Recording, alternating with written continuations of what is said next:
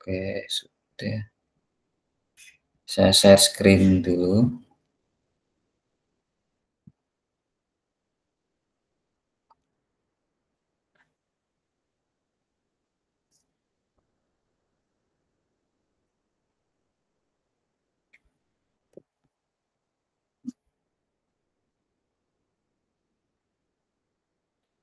Nah, ini sebetulnya melanjutkan yang kemarin ya. Kemarin kan masih belum selesai yang apa, klasifikasi yang di drive kemarin itu ya.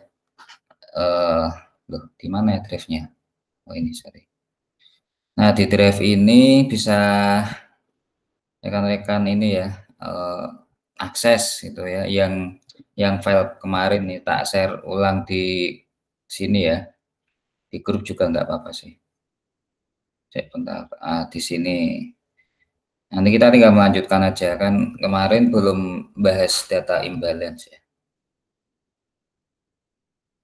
Nah itu, file yang kemarin ya, terus nah sebelum ke sana, ini dulu seperti biasa ya, nanti biar konsepnya juga nggak keliru ya, kalau mau melakukan data imbalance itu.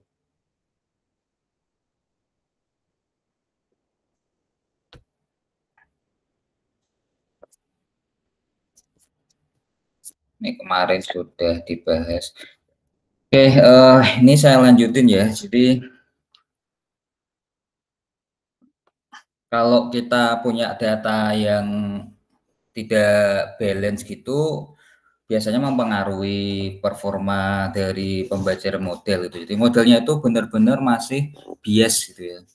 Jadi kalau kita punya data, ya, datanya kok imbalance, ya, kok nggak balance. Nah itu perlu diwaspadai, terutama kalau data-data kesehatan, nah itu sangat penting ya. Pasti harus diselesaikan dulu ya masalah imbalance data.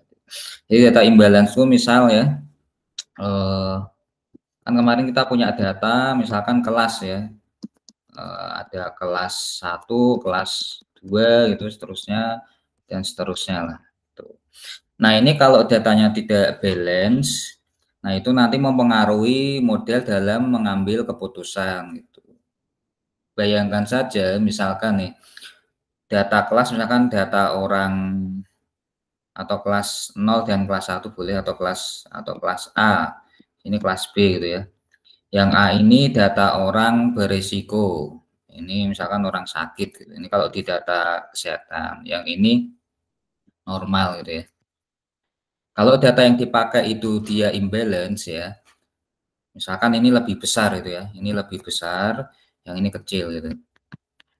Nah, ini model masih cenderung akan mengambil kelas bias majority gitu. Jadi terjadi bias majority. Artinya apa? Model cenderung mempelajari kelas ini gitu. Ini yang dipelajari karena ini datanya kecil gitu. Ini minor kan, minority gitu. Nah, ini nggak bagus ya. Meskipun akurasinya tinggi, tapi jangan-jangan itu hanya yang terbaca adalah majority kelas saja. Anda bisa bayangin ya, kita bisa membayangkan misal nih, ada orang yang normal nih, tapi karena akurasi datanya itu membacanya lebih ke bias majority, jadi orang normal akan diprediksi sebagai orang yang sakit. Nah, itu kan malah kasihan. Orangnya malah jadi apa? Cemas, kemudian beban pikiran, itu malah jadi sakit beneran itu. Nah, itu nggak boleh ya, kasihan. Atau sebaliknya, kalau modelnya itu biasanya malah minority ya, data set tertentu itu juga ada ya. Kita bisa melakukan undersampling, ini nanti bisa pakai oversampling, salah satu caranya ya, di oversampling. Ini penanganannya seperti itu. Tapi kalau biasnya itu bias minority, kita bisa melakukan dengan undersampling tuh ya. Kita pakai undersampling. Nah, tapi ini kasus ini jarang banget itu. Karena pasti ya ketika ada salah satu yang major ya berarti ini minor itu. Nah, biasanya yang dilakukan oleh data imbalance itu adalah menaikkan yang data minor ini ya. Jadi ini harus dinaikkan gitu biar datanya kira-kira seimbang. Seimbang itu tidak harus sama ya, misalkan datanya, misalkan ini datanya 70%, ini datanya cuma 30%, ya, atau 30 gitu aja misalkan. Datanya 30 ya. Nah, imbalance itu, konteks imbalance itu ya, nanti sama teknisnya gimana. Imbalance itu tidak harus nanti 50-50 enggak gitu ya. Tapi ada di kisaran itu tuh. Ya. Misalkan ini misalkan ini nanti 51, yang ini berarti 49, ini juga masih balance gitu ya. Jadi akan menjadi balance gitu ya. Menjadi balance gitu. Jadi Pak, balance ya. boleh Gimana? sambil berdiskusi ya. Saya sebelumnya minta Boleh, maaf boleh. untuk Enggak nggak apa-apa. open cam karena masih posisi yang nggak nyaman. Nah, Pak mau ini sebenarnya kan kalau misal data bias mayor ini ya, ini kan juga sebenarnya berarti kita bisa lihat langsung dari data aslinya ya Pak. Iya, Kayak betul, tadi. bisa. Karena Bisa. memang maksudnya tanpa pun kita lakukan pre-processing atau apa, dengan kita melihat datanya kan sebenarnya kita udah bisa tahu ya, oh itu bias mayor gitu ya Pak ya. Iya, betul. Jadi Atau harus ada nanti kalau misal mau nulis nih, apa harus memang ada treatment tertentu dulu untuk menentukan oh ini loh ini bias mayor gitu. Untuk menentukannya dulu itu loh Pak, labeling kalau data ini bias mayor gitu Pak. ya itu teknis, nanti tak tak plot aja ya, tak ajarin. Tapi Oh. gini ya, jadi kalau misalkan kita punya data ini. Ini fitur X1, X2, X3 seterusnya ya. Ini target toh. Nah, disebut balance atau enggak balance itu di sini. Di sini ada kelas. Ya, ada kelas itu. Misalkan kelas ya, bukan di fiturnya tapi kelas 1, kelas 2. Ini distribusinya itu jumlah lah ya. Jumlahnya itu enggak sama. Misalkan ini 70 ya. Yang ini berapa? Misalkan 30. Lah ini namanya berarti apa? Datanya enggak balance atau imbalance.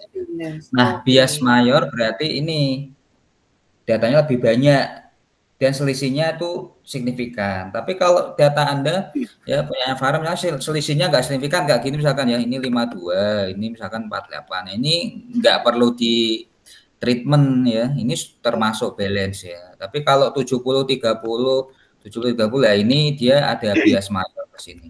Maka model cenderung akan lari ke yang bias mayor ini. Ini tuh nggak dioprek-oprek lah gitu. Jadi polanya yang ditemukan di sini. Nah, ini akibatnya fatal kalau kayak tadi ya. Orang yang harusnya nggak sakit malah dituduh sakit itu sama model, dianggap sakit. Ya itu kan kasihan, dia jadi cemas malah sakit beneran. Yang harusnya nggak perlu periksa malah jadi periksa. Atau sebaliknya juga bisa. Ada model yang orang sakit dianggap normal, ya itu malah kasihan juga ya, sehingga dia tidak dilakukan penanganan malah jadi bablas, ya kan kasihan. Nah itu namanya data imbalance ya. Nah hati-hati ketika kita melakukan imbalance data karena secara teknis itu nanti akan berimbas pada hasil prediksi. Jadi caranya harusnya gini, Anda nggak boleh melakukan yang umum dilakukan oleh orang, itu nggak boleh. Jadi data, ini saya bicara yang umum dulu ya, yang banyak dipakai gitu ya, yang banyak dipakai, bahkan termasuk kalau Anda misalkan pakai ChatGPT itu sama, karena ChatGPT itu akan membaca algoritma yang paling umum digunakan, yang paling sering muncul ya itu yang dibaca. Jadi kalau Anda menulis, membuat coding itu tetap harus dipelajari dulu, ini benar nggak gitu. Kalau pakai bantuan AI itu tetap harus, pengetahuan kita tuh tetap harus ada, itu yang mengontrol gitu ya. Nah, ketika kita tanya gitu ya, atau baca di paper, banyak paper itu ya, maksud saya paper-paper Sinta itu, paper nasional itu seringkali seperti ini yang dilakukan. Data, kemudian dia langsung dilakukan balance, handling imbalance gitu. Nah ini nggak boleh, handling imbalance langsung itu nggak boleh. Ya ini fatal ini ya. Kalau Anda mau ke Scopus, apalagi paper-paper yang material itu pasti tertolak langsung ya, karena ini nggak logis. Seperti kayak kemarin ya, kayak teknik split yang logis sama nggak logis. Nah kemarin sudah kita bahas. Nah ini sekarang kita bahas bagaimana melakukan handling imbalance yang logis. Nah ini nggak boleh ya, cara seperti ini salah ya, nggak boleh, ini salah. Semestinya ya, yang betul gimana? Yang betul? Yang betul harusnya gini. Kalau Anda punya data, itu ini kan setelah di handling biasanya orang baru melakukan apa? Split. Nah ini nggak boleh ya. Nanti saya kasih penjelasan. Yang betul harusnya seperti kemarin ya. Jadi kayak melakukan normalisasi itu harusnya di split dulu. Prinsipnya tuh kalau Anda melakukan machine learning ya, itu prinsipnya satu. Data validasi atau test setnya itu harus murni, harus suci, nggak boleh diapa-apakan. Kalau data training bebas mau diimprovisasi ke apapun nggak masalah. Jadi Anda split dulu menjadi training sama testing. Nah, testing ini harus disimpan. Ya, ini harus save ya. Nggak boleh diapa-apakan. Nah, Anda boleh melakukan handling imbalance di sini misalkan ya. Di training ini baru Anda lakukan handling imbalance. Ya, handling imbalance. Nah, gitu yang betul gini ya. Jangan yang seperti atas itu salah. Yang kenapa seperti itu? Kalau Anda melakukan kayak gini baru ini di split ya. Ini split menjadi training testing.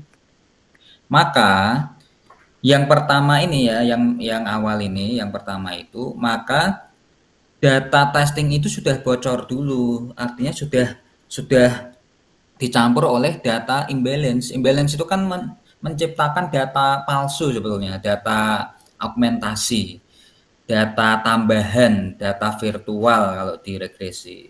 Jadi data augmentasi itu masuk ke testing set juga. Nah itu artinya Anda memprediksi sesuatu yang palsu, nggak ada harusnya, tapi diprediksi. Itu salah ya. Jadi apa? Terjadi kebocoran data. Jadi teknik yang ini ya, yang cara ini itu menyebabkan data leakage ya. Ada yang namanya data leakage kalau di paper-paper Scopus itu ada data leakage ya. Leakage. Jadi data itu bocor ya. Bocor. Data yang bocor itu nggak boleh. Nah, maka teknik seperti itu tidak diperkenankan. Kalau di nulis Sinta sih nggak apa-apa ya, karena ya tahulah di Sinta reviewnya seperti apa. Gitu. Tapi kalau Anda nulis Scopus, yang betul yang bawah ya. Nanti kita secara teknis seperti itu. Nah, kembali ke tadi ya pertanyaan Farah ya. Apakah bisa kita mengidentifikasi data ini imbalance gitu ya, bias mayor, bias minor itu ya bisa. Anda buka aja datanya misalkan Excel atau CSV, kan ini kelihatan kan distribusi kelasnya beda itu. Misalkan kelas pertama itu jumlahnya 70, kelas kedua jumlahnya 30 lah, itu termasuk imbalance data. Nah, cuma ketimbang kita ngitung ya atau sortir pakai Excel ya lewat Python tinggal diplot aja selesai, tinggal di counting aja nanti muncul. Jadi itu ya yang cara kita melakukan handling imbalance harusnya seperti ini yang bawah ini ya. Jadi split dulu, kemudian setelah split itu bebas Anda berimprovisasi apapun tapi ada di train setnya. Kayak kemarin ya kita split baru melakukan normalisasi. Jangan dibalik. Kebanyakan orang melakukan normalisasi dulu baru di split. Nah itu juga nanti terjadi data kebocoran ya, leakage ya. Datanya akan bocor, itu nggak boleh juga. Silakan Darnel.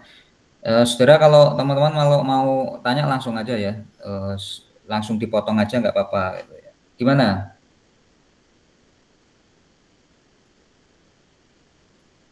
Nah ini nanti kita bahas ke teknisnya ya Darnel. Lebih baik mana kita bicaranya adalah benar atau tidak gitu ya, sebetulnya ya. Kalau Anda pengen mencari apa dulu gitu ya, kalau kita tujuan utamanya adalah yang penting akurasi tinggi, tidak peduli langkah saya, nah itu silahkan nanti Anda pakai cara-cara yang umum gitu. Tapi saya pastikan jalan itu sesat lah ya, nggak berkah Anda nulis paper tapi nanti keliru ya, itu menyesatkan orang kalau yang misalkan. Tapi kalau orangnya nggak paham nggak apa-apa, hanya untuk belajar. Yang penting itu bukan akurasi saya tinggi, tapi langkahnya benar dulu, baru nanti akurasi ditingkatkan. Cara meningkatkannya bisa optimasi dengan algoritma yang lain, membangun model sendiri ya, nah, itu bisa ya. Jadi nggak usah khawatir gitu. Yang penting jalannya betul dulu ya. Jadi kalau yang ditanya, kalau kita gabung ya yang kemarin kita punya data gini kan, kita kemarin punya apa data. Nanti langkah kita harusnya seperti ini. Data, kemudian apa? Setelah EDA, gitu, baru Anda melakukan split. Ya, menjadi apa? Training sama testing. Ingat, testing harus safe, nggak boleh diapa-apakan. Nah, di training ini baru Anda lakukan apa? Normalisasi. Normalisasi sebelum handling datanya. Normalisasi dengan mengikut sertakan fit. Tapi kalau di sini nanti normalisasinya ya, ini nggak boleh ada fit ya. Jadi non fitting, jangan di fitting. Jadi ini fitting itu artinya normalisasinya itu melakukan transformasi sekaligus melakukan fitting untuk mencari parameter yang paling optimum untuk scaling. Kalau di sini dia nggak perlu pakai fitting ya. Kalau di fitting nanti data yang ada di sini polanya dibaca oleh model, ya itu bocor lagi gitu. Jadi ini cukup ditransformasi saja, diskalakan saja. Setelah itu baru Anda melakukan handling imbalance-nya ya. Handle imbalance gitu. Oke, jadi ini tetap safe ya. Kalau yang tadi semuanya di imbalance, nah itu nggak boleh ya. Pokoknya TS itu harus safe gitu ya. Nah ini maksudnya apa? Masuk pada kategori ini kita masih bicara dengan supervised learning ya kemarin. Supervised learning kan ada dua ya. Yang satu regresi, satu klasifikasi. Klasifikasi ini regresi. Nah ini sama ya. Mereka punya teknik yang disebut data augmented ya. Data augmentasi. Jadi augmentasi data di sini. Hanya beda cara saja atau penyebutan. Di regresi ya, di regresi itu di sini namanya adalah data sintetik atau data augmentasi disebut sebagai virtual sampling ya, namanya virtual VSG, virtual sample generation, virtual sampling. Nah, kalau di sini namanya yaitu resampling ya. Jadi namanya resampling. Sebetulnya sama aja, virtual juga. Resampling. Cuma penyebutannya umum seperti itu. Ini tujuannya untuk apa? Tujuannya untuk data imbalance. Ya, imbalance. Kalau di sini regresi ya, ini tujuannya adalah menciptakan sampel virtual ya. Jadi di sini kita menggunakan data sintetik ya. Ini lebih ke data sintetik. Data sintetik sama aslinya, hanya beda aja. Kalau di sini kita biasanya pakai teknik seperti misalkan Gaussian model, Gaussian mixture model, pakai yang biasa saya pakai KDE ya, kernel density estimation. Bisa juga orang menggunakan misalkan MTD, banyak interpolasi gitu. Kalau di sini orang nanti bisa menggunakan oversampling ya, misalkan smote, undersampling juga bisa misalkan ya, menggunakan undersampling. Banyak banget. Ada scene kombinasi ya antara oversampling dengan undersampling ya, smote INN, smote atomic gitu ya. Nah, itu ya terjawab ya Jarnel. Nah, sekarang ini ya kita masuk ke kemarin ya. Tadi silakan dibuka ya. Di situ ada kemarin yang bootcamp kemarin, ini saya copy aja ya.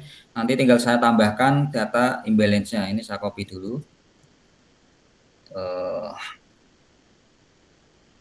Oke, tak kasih rename dulu ya. Bootcamp 2 berarti ya. Yang ini rule of imbalance. Imbalance data. Imbalance gitu aja lah. Oke, nah ini saya buka ya. Langsung bisa rekan-rekan ikuti juga nggak apa-apa ya. Nanti biar langsung di rekan sebentar ya. Nah ini terus jangan lupa ini harus dimasukkan dulu ya. Saya download dulu CVD datasetnya. Saya pakai Colab ini, berarti ini harus ditulis ya.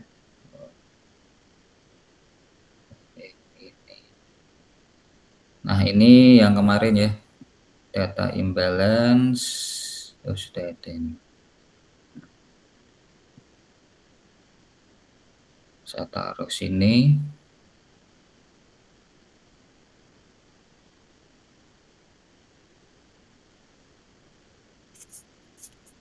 Nah ini yang kemarin ya. Sekarang kita pakai handling imbalance, kemudian nah ini bisa kita jalankan ya. Seperti kemarin load dataset dulu. Nah ini sudah, kemudian kita bagi menjadi fitur target. Sudah, EDA-nya kita tinggalkan karena kita sudah tahu datanya adalah apa? Data yang non-linear, sehingga kita pakai contoh misalkan SVM. Oke, kemudian di split dulu ya. Ingat, jangan sebelum split kita nggak boleh melakukan apapun semestinya. Oke, kecuali di EDA ya. Kalau di EDA ini nggak perlu split. Di EDA itu semua data boleh langsung dilakukan analisa. Jadi tidak dilakukan pemodelan kalau di EDA, hanya analisa aja. Misalkan data saya polanya seperti apa, kemudian dia linear non linear dan lain sebagainya ya, handling outlier, missing value kayak gitu itu ada di EDA ya. Nah itu bebas karena dia belum pemodelan. Nah ketika kita mau masuk pemodelan, tahap preprocessing ini yang paling penting sebetulnya ya, karena dia harus pakemnya harus jelas di sini. Oke, kita split dulu ya menjadi training testing. Misalkan saya pengen menambahkan stratified-nya untuk target ya. Ini stratified itu maksudnya biar proporsi dari train set test setnya itu dia stabil tetap. Misalkan nih saya pakai test setnya itu 0,2 20% untuk tes, artinya apa, ketika nanti saya melakukan pembobotan, melakukan improvisasi, melakukan bla bla semuanya selama training ya, itu dia tetap gitu ya. Jadi pengambilan datanya tetap gitu. Coba saya ada yang keliru apa ini? Stratify harusnya ya. Ini ya. Oke.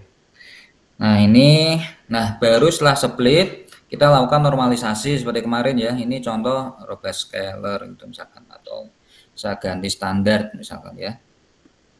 Standar scalar aja gitu. Standar scalar. Standar scalar. Nah, ini yang tadi saya sampaikan ya, bahwa di bagian transit itu boleh harus dilakukan fitting di sini. Sementara di bagian tes itu harus save, nggak boleh diapa-apakan. Transformasi aja boleh, hanya scaling tuh nggak apa-apa geser nilai, tapi tidak dibaca datanya. Nah, seperti ini ya, yang nggak boleh X, transform X tuh nggak boleh, harusnya seperti ini. Nah, kalau sudah normalisasi, baru di sini kita melakukan yang namanya handling imbalance ya. Tapi kita harus cek dulu data kita itu balance atau enggak. Nah, tadi yang Farah tanyakan gitu ya. Anda bisa melakukan counting gitu ya. Jadi di plot dulu, dicek kelas saya itu jumlahnya seimbang enggak datanya. Kalau sudah seimbang ya sudah enggak usah. Ya, caranya misalkan gini ya, ini distribusi kelas asli atau awal ya. Nah, itu kita tinggal bisa print saja, di print saja Y-trend-nya ya, pakai Y-trend aja. Nah, ini sudah ada nih ya. Y-trend dot, nah ini sudah sebentar. Value, kemudian cons ya.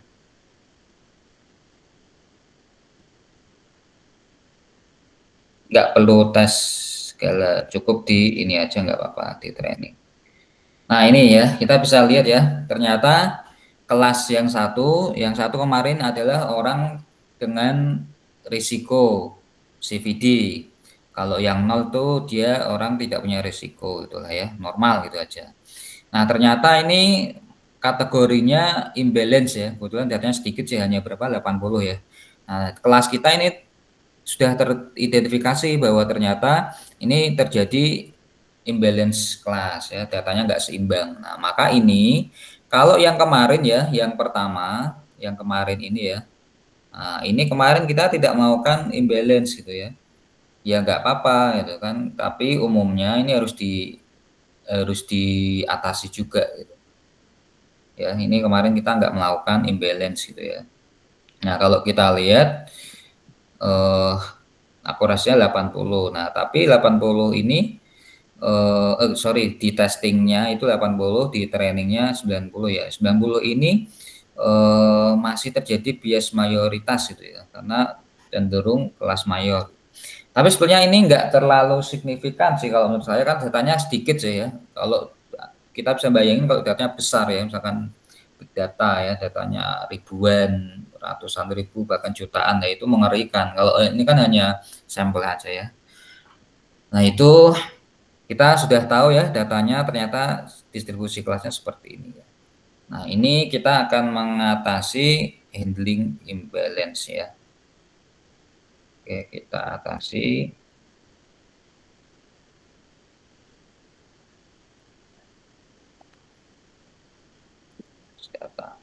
Kita cek distribusi kelasnya, ternyata nah ini setelah kita kasih imbalance ya, nanti datanya akan seimbang. Nah sekarang dilihat ya, kelas yang 1 50, yang 0 30, maka ini lebih mayoritas yang sakit ya, sehingga kita harus menaikkan ya strateginya. Kalau saya lebih baik dinaikkan yang datanya kecil, jangan. Jadi ada dua teknik ya, oversampling, undersampling. Tadi yang saya sampaikan, kalau kita melakukan oversampling berarti over itu menaikkan. Jadi yang 30 itu nanti dinaikkan sehingga menjadi 50. Kalau kita melakukan undersampling, maka kita menurunkan yang 50 nanti menjadi 30. Nah, resikonya kalau kita melakukan undersampling berarti kita membuang data.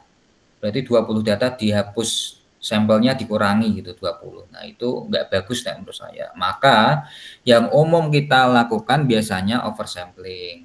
Caranya apa? Kita bisa memanggil ya, misalkan pakai banyak caranya, misalkan pakai smoothie ya, adesin, Anda bisa lari ke sini ya. Ini turunannya sekalian juga sih ya, imbalance learn namanya. Nah ini ya, imbalance learn, itu banyak ya, nanti kita bisa import dari sini semua. Nah ini Anda bisa lihat di sini ya, misalkan di API reference-nya, di dokumennya. Nah ini ada teknik undersampling ya, teknik undersampling method gitu. Anda bisa pakai banyak di sini ya, misalkan Anda mau pakai random undersample sampler kayak gini, atau pakai Tomac links ya. Nah itu tadi mengurangi sampel ya, jadi yang 50 dikurangi, bedanya itu ya. Nah cuma datanya kan tadi sedikit ya, hanya 50 terus dikurangi jadi 30, itu membuang data malah nggak bagus, biasanya seperti itu. Kalau datanya ratusan ribu nggak apa-apa, mungkin data-data yang nggak begitu kontributif dibuang aja gitu. Oke, nah ini Yang kedua kita pakai oversampling. Nah ini yang umum dipakai. Misalkan Anda pakai random oversampling, pakai smote ya, pakai smoothen ya, banyak cara. Ada scene ya, SVM smote. Nah ini ada yang baru nih ya. Biasanya dulu baru sampai sini. Nah ini artinya apa? Algoritma itu berkembang. Bagus nih. Terus kombinasi dari undersampling dan oversampling nih misalkan ya, pakai smote INN, smote Tomac gitu. Nah, ini yang saya pakai juga di paper saya itu saya pakai smote INN. Ternyata bagus dia. Atau smote Tomac juga bisa. Kita bisa pakai metode ensemble dan sebagainya. Nah, oke, kita coba yang ini ya. Saya pakai oversampling ya standar lah misalkan pakai smote. Nah, ini tinggal kita copy aja nih, kita panggil. Imbalance oversampling. Nanti nah ini copy ya, saya taruh di mana sini tadi. Nah, ini berarti kita menggunakan sebentar ini distribusi ini aja guys. Langsung ya from nah ini muncul nih ya. Nah, tapi ini diganti ya. Importnya saya mau pakai smote kita ganti. Nah, ini berarti misalkan smote ya. Smote sama dengan ini smote. Ini default saja ya.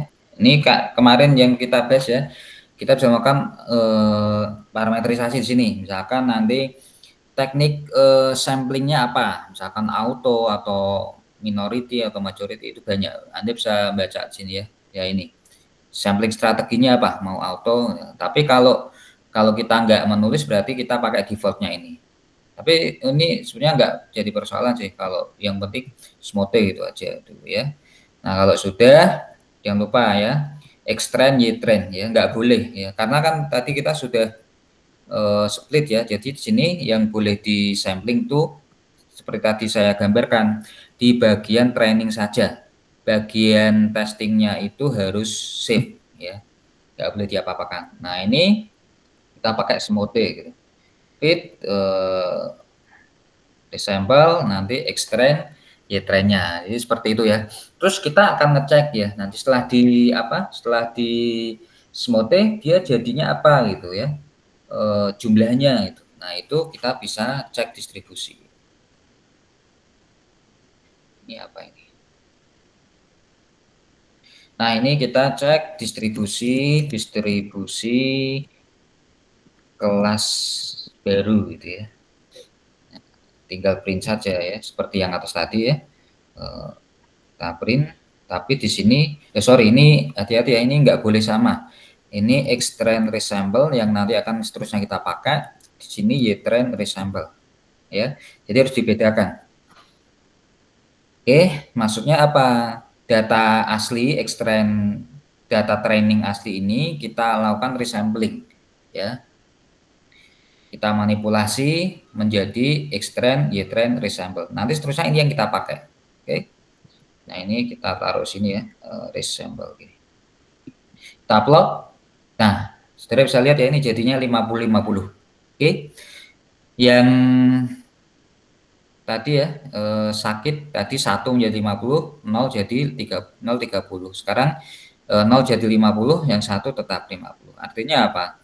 Yang tadinya 30 ini minor tadi dia dikasih oversampling. Jadi diambil data dari yang 50 ini dengan teknik oversampling ya. Tekniknya kita black box aja lah ya. Kita nggak tahu ya algoritma bisa dipelajari. Nah, itu nanti menciptakan data sampel yang baru gitu. Nanti ditaruh di yang tadi 30. Oke, ini namanya sudah balance ya. Data Anda sudah balance. Nah, kalau sudah Anda tinggal lanjutkan ya. Ini kita pakai SVC kemarin, tapi di sini hati-hati yang dipakai. Nah, ini harus yang dirubah menjadi apa tadi? Sorry, menjadi res tadi ya, resampling. Hasil resample tadi. Nah, terus semua ya sampai ke bawah ya.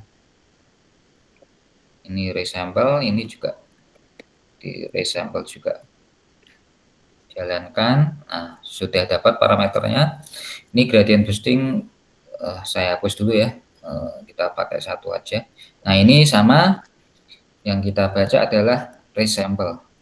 Resample ini juga resample, hasil resampling. Tesnya enggak usah ya, biarkan.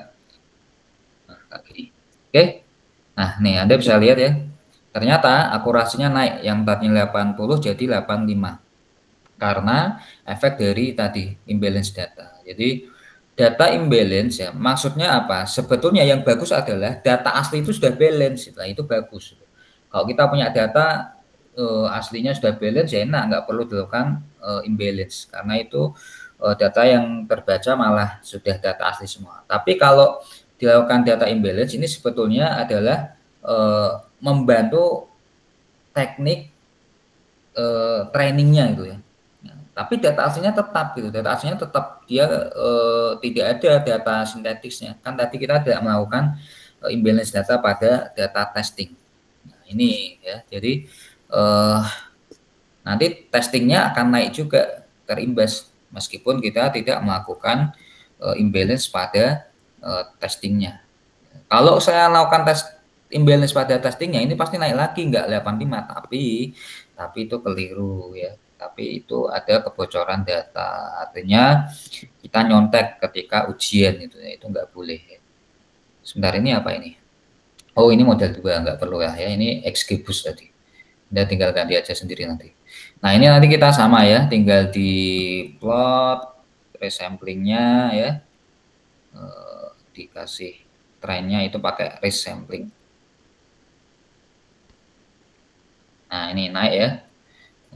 Oke, ini juga sama.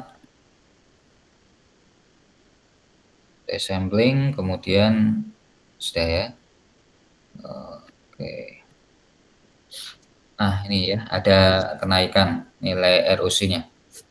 Oke, 81 menjadi 83. Nah, itu namanya handling imbalance. Dan ini akan powerful sebetulnya kalau kita terapkan pada model tambah powerful kalau di model yang versi kuantum. Nanti ya, next ya, minggu berikutnya nanti kita masuk ke algoritma yang kuantum gitu ya. Jadi kalau sampai ini sebetulnya Anda sudah bisa menjalankan machine learning ya dari yang rule-nya tadi ya, yang kemarin bootcamp pertama kita bahas tentang rule-nya, bahwa hati-hati pada saat melakukan pre-processing. Kebanyakan orang melakukan normalisasi baru split, nah, itu nggak boleh ya, data Anda bocor di sini. Lalu teknik normalisasinya yang kemarin itu biasanya orang melakukan kayak gini kan, itu nggak boleh ya. Jadi harusnya yang kemarin kita baca ya, reprocessing gitu. Nah ini dibalik, ini nggak boleh ya. Harusnya Anda nggak boleh melakukan normalisasi dulu sebelum Anda split. Nah, kalau seperti ini nanti orang bacanya menjadi kayak gini. Nah, ini jadinya X kan. Kan tadi dari X nih ya, ini X kemudian dinormalisasi. Sini pakai X. Nah, ini artinya apa? Training dan testingnya itu di fitting gitu loh. Nah, ini nggak boleh. Ini data Anda bocor. Data tesnya itu bocor itu. Jadi Anda mau ujian tapi sudah nyontek dulu. Nah, itu nggak berkah nanti. Oke, baru di split. Nah, ini nggak boleh ya. Yang cara ini saya kemarin saya kasih notifikasi ya, ini haram gitu ya. Saya punya teknik yang lebih haram dari ini sebetulnya ya, untuk sekedar meningkatkan akurasi model itu ada itu, tapi itu enggak saya pakai, hanya untuk belajar aja. Oh, ternyata kalau seperti ini jadinya seperti itu. Nah, ini enggak boleh seperti ini ya, ini haram. Yang betul yang bawah ini ya, harusnya split dulu, setelah kita split baru kita fit pada bagian training saja. Testingnya masih safe, aman gitu ya. Faktanya enggak masalah kan, nih seperti itu. Kemudian setelah itu ya kita handling sama ketika kita melakukan, jadi ketika standarnya itu adalah split normalisasi, setelah itu ada bebas ya melakukan improvisasi apapun, misalkan handling imbalance seperti ini ya nggak apa-apa gitu. tempatnya di sini juga ya. Ini digabung aja pun nggak apa-apa, ini digabung aja langsung sekali jalan bisa ya. Jadi handling imbalance, kita plot distribusi kelas asli. Biasanya saya gini sih, ini aja untuk langsung melihat gitu ya. Nah, jadi kelas aslinya masih pakai Y-trend, kemudian kelas ini ya, ini kayak gini. Kalau diplot nanti seperti ini juga bisa ya. Ini yang kelas 1 lebih mayoritas gitu. Nah, yang ini sekarang sudah sama atau sudah balance ya. Seperti itu ya teman-teman semua. Jadi fokus kita hari ini sudah tertangani imbalance data. Nah, bedanya apa kalau di regresi? Gimana Ternel? Gimana?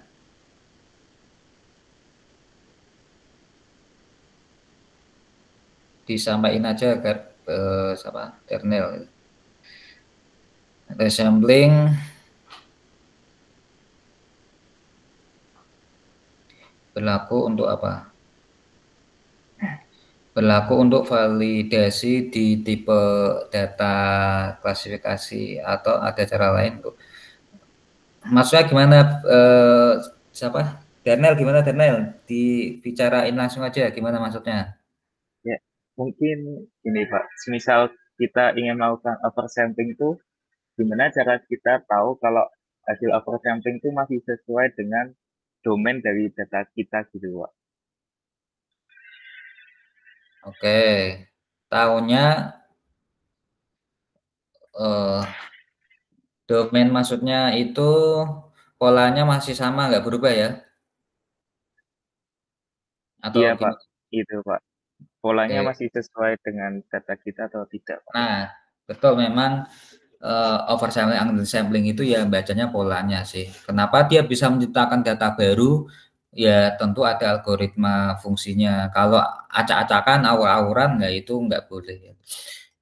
Apakah distribusi data sintetik yang di apa ciptakan itu sesuai dengan pola? Sudah pasti sesuai ya. Itu eh, kalau kamu baca undersampling, oversampling algoritmanya ya. Ya kalau saya punya data ini, misalkan saya punya data nih ya, saya punya data. Nah ini, nah ini data saya itu. Kemudian ada 2 kelas gitu. Terus satu lagi kelasnya misalkan ini ya, ini lebih sedikit gitu. Nah ini kan berarti kita perlu melakukan oversampling ya, yang ini biar terisi. Nah ini tuh yang kosong ini tuh harus terisi menjadi gini gitu, jadi gini. Nah, caranya gimana ya? Nggak bisa sembarangan aur-auran. Makanya tadi saya sampaikan bahwa training itu di fitting tuh cukup di training saja gitu ya. Jangan sampai data testingnya itu terpengaruh gitu. Nah, nanti polanya itu akan dibaca dari keseluruhan pola ini gitu. Nanti ada pembobotan caranya ya. Misalkan ini di sini tuh bobotnya dibaca, di sini tadi ya bobotnya dibaca ya dengan teknik oversampling. Ada algoritmanya kok Anda baca tadi sana ya. Atau dibaca di paper-paper ya, cara dia. Nah, ini nanti ada yang namanya teknik pembobotan. Ada penalti ya, nggak boleh melakukan eh, sembarang cara mengambil pola. Ini kan pola semua, pola-pola. Ini juga ada pola. Nah, pola ini tuh dikombin ya, diambil sehingga nanti data ini yang mencerminkan pola dari data ini ya. Data yang ini tuh dia bobotnya lebih besar. Nanti data yang dihasilkan ya sehingga mengikuti pola yang di sini, tidak ke sana ya. Meskipun ke sana tuh untuk mengambil jumlahnya. Oh, ini kan di sini 50, maka ini harus juga memenuhi 50 gitu kan. Nah, tapi pola yang dibaca itu sebetulnya dari sini. Bobotnya lebih besar sini gitu ya. Ya, misalkan tarik-tarikan ya ini ke sini. Nah, ini nanti di sini hanya dapat segini toh gitu. Ada teknik pembobotannya itu. Apakah itu caranya kita tahu bahwa distribusinya itu sesuai distri asli ya Anda bisa plot scatter tuh Anda pernah ngupload ini kan? Ngupload ini enggak yang plot scatter tuh ya, yang titik-titik gitu. Terus ada distribusi gini. Nah, Anda bisa baca dari sini. Sebelum dilakukan oversampling, Anda plot ini, plot scatternya, diplot kayak apa, setelah di oversampling diplot kayak apa gitu. Ya. Nah, itu Anda bisa belajar dari sana. Di regresi juga sama. Saya biasanya ngupload dulu sebelum ada data VSG virtual sample itu ya. Nah, itu saya plot dulu. Kemudian setelah saya kasih VSG datanya nambah itu ya, saya plot lagi. Nah, di situ kita bisa tahu ya perbedaannya. Jadi tetap akan mengikuti distribusi Dernel ya. Orang yang membangun model kayak gini itu nggak mungkin dia awur-awuran ya. Adanya dia harus punya fundamental dulu. Fundamental matematiknya itu kayak apa itu pasti ada. Di sini nggak disampaikan ya, Anda bisa lari ke paper orang ini. Nah, ini misalkan ya. Si siapa nih Caula ini ya, ini Anda bisa baca papernya dia gitu ya. Nah, jadi nggak awur-awuran. Misalkan kita punya algoritma baru ya, misalkan quantum Ifran gitu ya, namanya Ifran. Nah, itu Anda harus punya fundamental science yang kuat dulu, baru Anda bisa mengklaim itu algoritmanya oke. Kayak ini kan dia si siapa ini Caula et al ini dia menemukan smooth, tidak dinamai Caula juga namanya ya, pakai namanya dia enggak, tapi ya tetap pakai nama ilmiah lah ya. Nah, ini ada fungsinya gitu. Kalau kita lari ke sini ya, Anda bisa baca algoritma enggak? Bisa baca formulasi ini enggak? Papernya mana papernya? Nah, ini.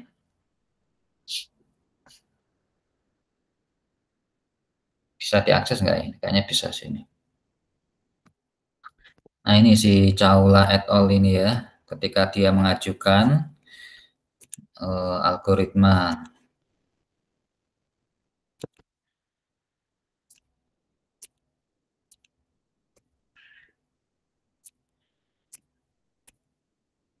Nah, ini ya. Nih contoh, nih eksperimennya juga dia buktikan dengan eksperimen juga gitu ya. Terus, nah ini dia membuat algoritmanya gitu ya. Jadi harus dibuktikan nanti kalau menciptakan algoritma baru harus ada kayak gini kalian ya, input, output gitu ya. Itu harus ada. Kemarin di paper saya juga saya harus membuat seperti ini juga itu ketika saya membangun algoritma baru untuk SVM, modifikasi SVM itu ya.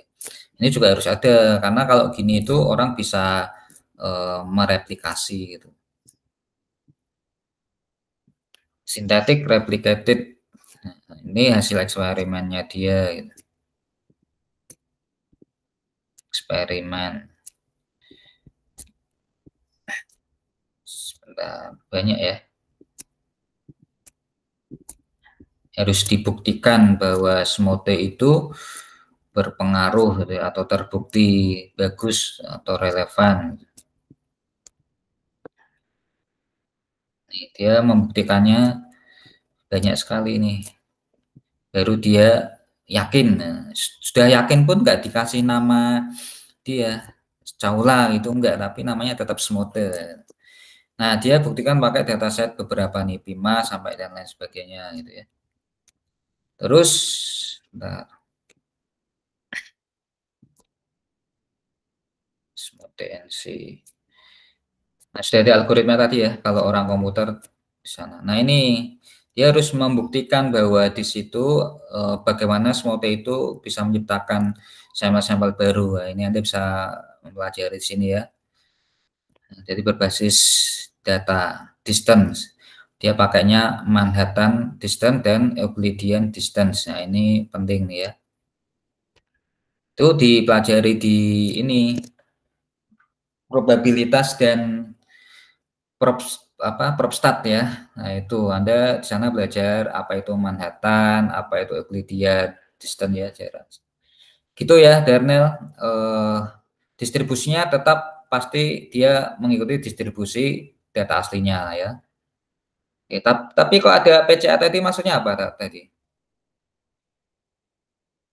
Diregresi bisa divalidasi dengan menggunakan PCA.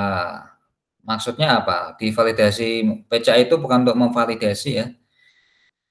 PCA itu tidak bermain di label, PCA itu mainnya di fitur ya. Prinsipal komponen analisis. Jadi itu sama, PCA itu juga membaca algoritma ya, membaca pola distribusi. PCA itu bisa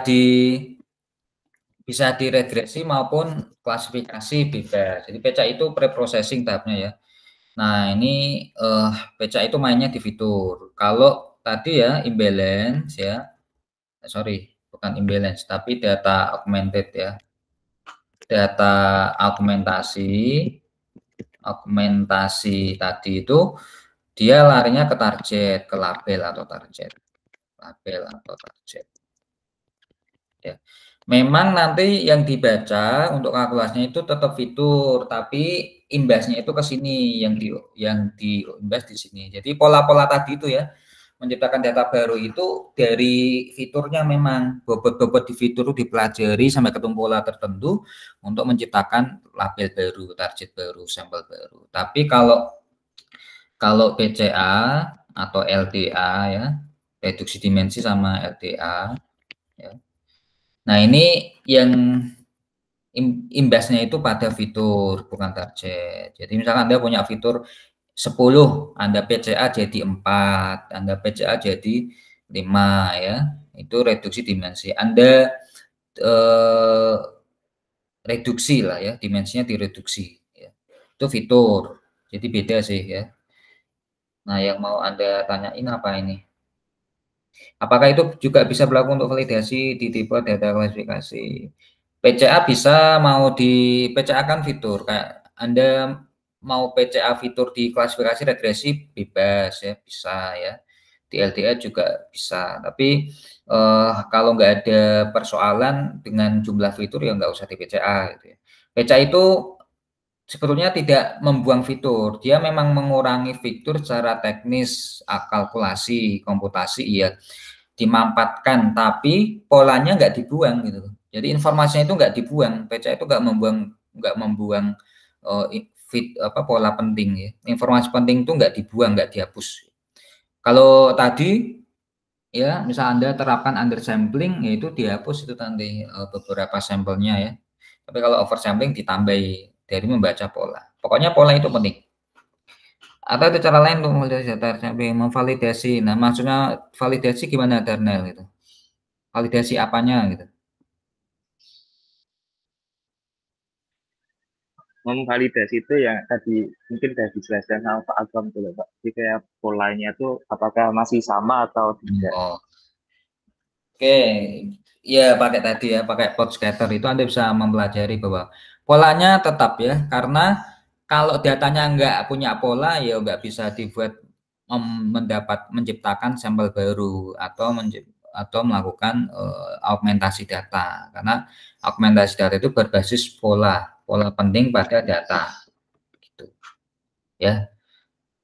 Oke, Pak Novi, kasus hidrojin saya juga imbalance Pak. Oh, mantap, sudah imbalance pun sudah terbit, sudah publish ya kemarin Pak Novi. Apalagi yang nggak imbalance ya. Yang imbalance, yang ML ditulis Pak, ayo Pak Novi yuk. Dilanjutin yang kemarin, maksudnya eksperimen kemarin gitu. Oke, ada lagi yang mau diskusiin teman-teman? Ini nanti kita share ya. Oke, itu ya tentang imbalance data, atau kalau di regresi ya kita mainnya data sintesis ya, virtual sample. Ini sama aja sih sebetulnya, hanya beda kasus aja ya. Nah itu saya kira dengan ini saudara sudah bisa eksperimen lebih jauh lah tentang machine learning. Pak Wahyu, ada yang mau di share Pak Wahyu? Belum, Pak Akrom. saya coba eksperimen dulu nanti. Oke. Itu tadi data klasifikasi Mas yang jenengan sampaikan. Iya, datasetnya aslinya untuk klasifikasi, tapi saya mau eksperimen untuk regresi. Oh, wah malah jadi paper baru Mas. Itu di paper aslinya sudah dilakukan imbalance belum Mas? Dia belum Kayaknya saya enggak, cek sih Mas, cuman itu sudah dia mengurangi fiturnya sudah dikurangi pakai fitur selection itu dia. Persis Mas yang tak persis Mas hipotesis saya ini tak lihat ini di paper yang kemarin saya tulis tuh. Bentar ya. Nah ini Mas, ini papernya orang itu klasifikasi. Dia menggunakan nih. Jadi dia menggunakan seleksi fitur.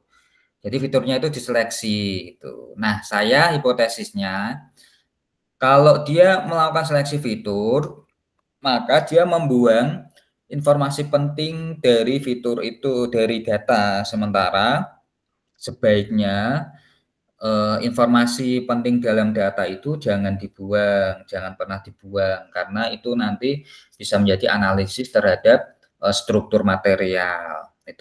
Sehingga alternatifnya adalah ketimbang hipotesis saya itu ketimbang melakukan seleksi fitur, maka saya melakukan imbalance data gitu, Mas. Nah, saya pakai Semote INN ini. Itu. Siap.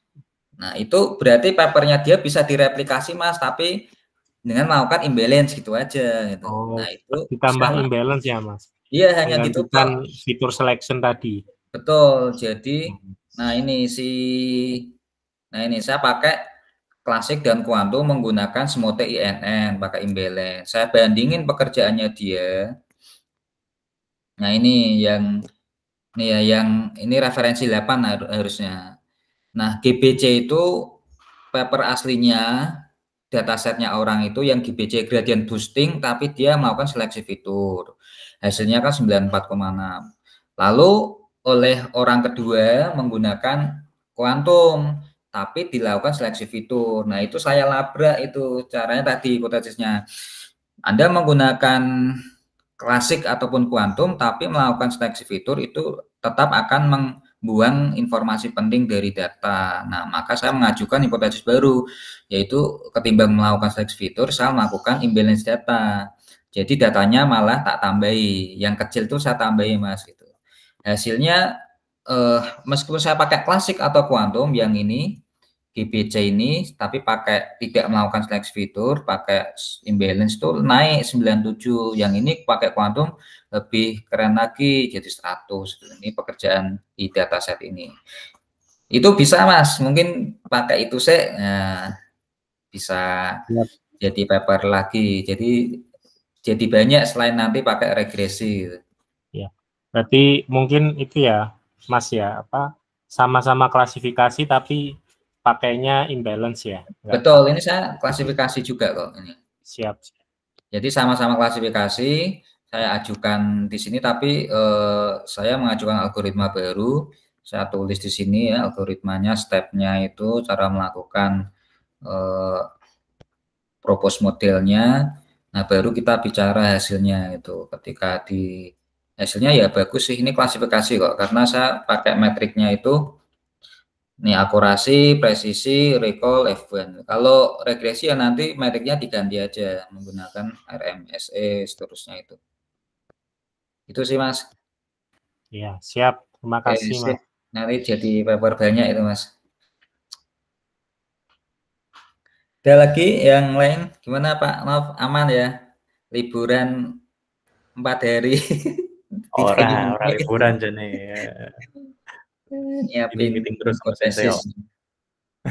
Rampungin disertasi ya. Amin. Bu Wes, masih ngomong Bu Wes. Waduh.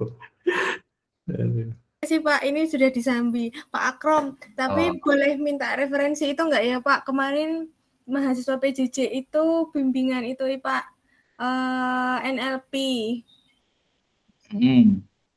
Maksudnya paper-paper yang bisa saya baca gitu Pak.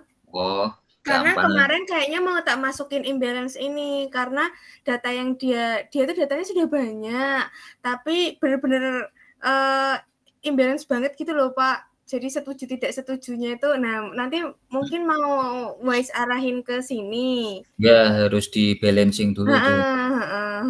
Nanti minggu depan kan konsultasi lagi, nanti mau tak arahin ke sini. Nah tapi itu Pak NLP.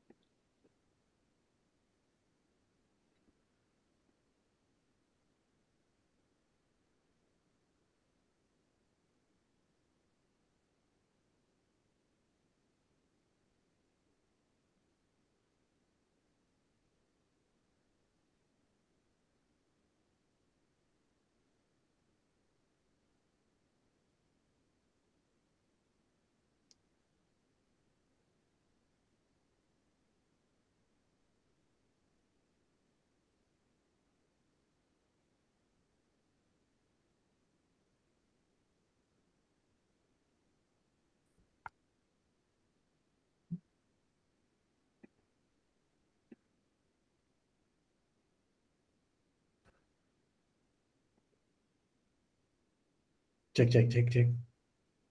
Saya kira saya yang ini loh. Saya kira saya yang disconnect loh.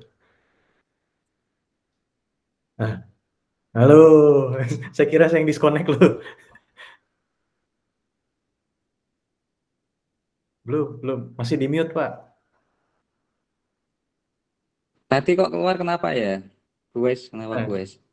Ya, enggak, kayaknya Bapak yang keluar. Saya tadi lagi ngomongin NLP, terus berhenti kan. Saya lagi nunggu nih. Ternyata loh kok diem. Akhirnya saya mute dong. Tapi saya lihat Pak Novi juga diem. Makanya apa aku yang ternyata salah. Iya. Ini apa wifi di rumah error ya? Ini aku pakai data ini. Sama, saya juga gimana pakai sudah? Iya Pak, Pak saya lagi dapat NLP HP. Pak. Apik toh. Malah. Yang penting tuh mahasiswa diarahin tadi ya, kalau misalkan melakukan eksperimen, benar-benar langkahnya harus betul dulu ya, jangan sampai nabrak-nabrak teori maksudnya itu loh. Split, kemudian normalisasi, baru imbalance, baru yang lain-lain tuh bebas pokoknya harus split gitu, split dulu. Itu sih yang penting nek saya. Karena selama ini ya ketika aku nguji paper mahasiswa itu selalu saya tanyakan dan itu pasti ketahuan bahwa mereka melakukan di semua datanya bocor semua itu ya, hasilnya bagus-bagus karena datanya bocor itu. Kalau jadi mau ujian tuh udah baca soal dulu, nah itu pasti nilainya bagus lah gitu. Nah itu nggak boleh sih, lebih ke sana sih ya. Mahasiswa semuanya juga harus gitu ya, nggak usah khawatir sama hasilnya kok nggak bagus dari paper dari orang lain ya nggak apa-apa, yang penting cara Anda benar. Kalau orang lain caranya keliru ya juga nggak baik juga kan itu sih.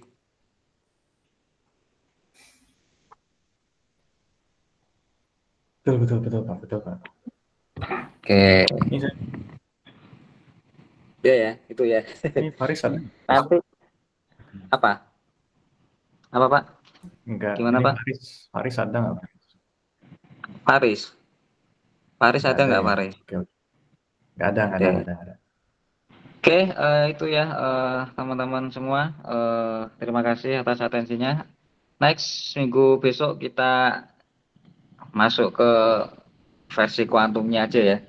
Untuk klasifikasi regresi sama itu, tinggal kalau regresi ganti R, kalau klasifikasi pakai C itu aja. Tapi tekniknya sama. Nah, nanti yang tinggal tambah yang versi kuantum itu aja. Siap. Pak Wahyu. Baik Pak. Berarti hari Jumatnya jangan makan kambing banyak-banyak ya Pak. Biar Sabtunya nggak pusing. Pak, hari Oke, Sabtunya oke. jangan makan kambing banyak-banyak. Siap, Makasih siap, sharingnya Pak siap. Thank you, thank you. Terima kasih. Paling porsi. Yuk, thank you. Terima kasih teman-teman mahasiswa juga ya. Saya akhiri. Selamat siang. Terima Assalamualaikum warahmatullahi wabarakatuh. kasih. Siang. Waalaikumsalam warahmatullahi wabarakatuh. Makasih Pak. Makasih Pak. Makasih Terima kasih, Pak. Pak.